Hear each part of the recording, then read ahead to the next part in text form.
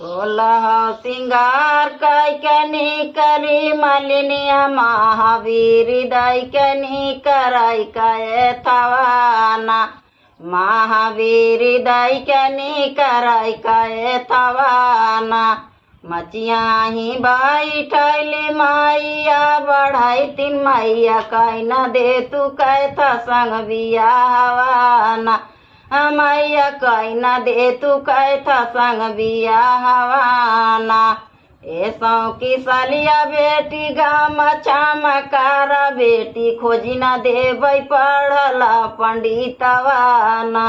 हे बेटी खोजी न देबै पढ़ला पंडितवाना।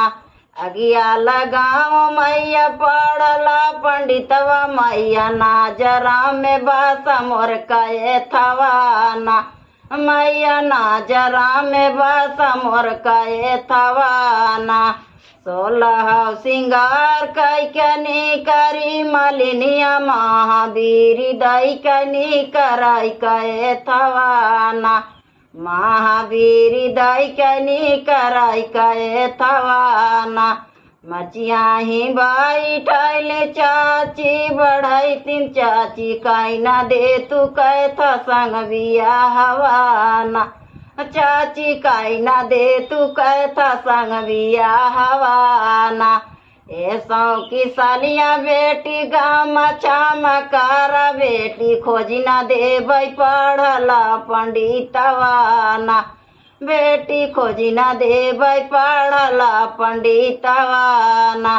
अगिया लगाओ मैया पढ़ला पंडितवा चाची नाजरा में बसा मोर कए थवाना।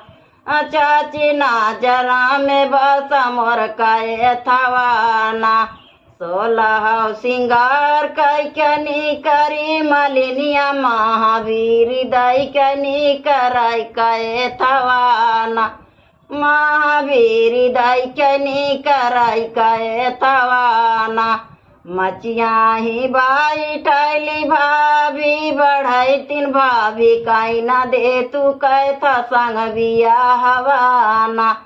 भाभी कह न दे तू कैथा संग बियाहवाना।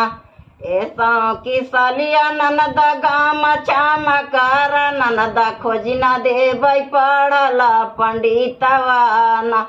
ननद खोजी न देबै पढ़ला पंडितवाना।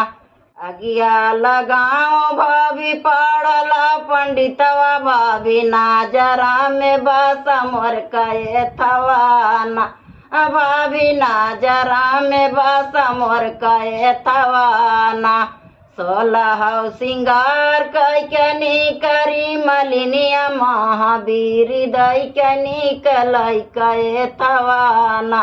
महावीर दैकनी कराई कए थवाना।